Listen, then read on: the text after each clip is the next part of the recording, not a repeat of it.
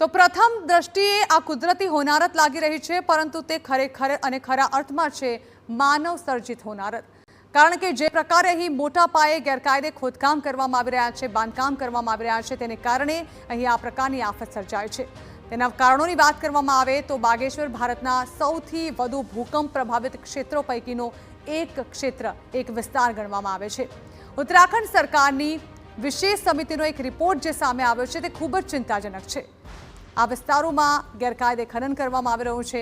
સમિતિએ 30 જુલાઈએ national green ટ્રિબ્યુનલે આ રિપોર્ટ સોંપ્યો હતો, જેમાં જે ખુલાસાઓ થયા છે તે આ પાછળનું એક મુખ્ય કારણ માનવામાં આવી રહ્યું છે। અહીં શંખજીરુની અનેક ખાણો અસુરક્ષિત રીતે ચાલતી હોવાનો ખુલાસો થયો છે।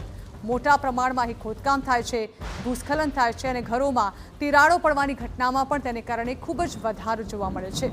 ગેરકાયદે ખોદકામોથી સુકાઈ રહ્યા છે પહાડોના મોટા ભાગના જળસ્ત્રોત। ગેરકાયદે ખોદકામને કારણે અહીં મોટા પાયે નુકસાનીનો સામનો કરવો પડી રહ્યો છે। પાણીના ઝરણા કાં તો સુકાઈ ગયા છે, કાં તો તેનો પ્રવાહ ઓછો થઈ ગયો છે, અને તે પણ માનવ સર્જિત મુસીબતને કારણે। ગામો, ખેતરો અને જળસ્ત્રોતો પર મોટો ખતરો ઊભો થઈ ગયો છે। આ અંગે રિપોર્ટ તો તૈયાર કરી દેવામાં આવ્યો છે, પરંતુ હવે તેના પર પગલાં લેવાની જરૂર છે। કારણ કે પહાડોનો જે પ્રાકૃતિક આકાર હતો તેમાં પણ બદલાવ આવ્યાના દ્રશ્યો સામે આવી ચૂક્યા છે, જે પણ રિપોર્ટમાં મેન્શન કરાયું છે। સમિતિએ બાગેશ્વર અને કાંડા વિસ્તારોમાં 61 ખાણોનું નિરીક્ષણ કર્યું છે, જેમાં આ ચોંકાવનારા તથ્યો સામે આવ્યા।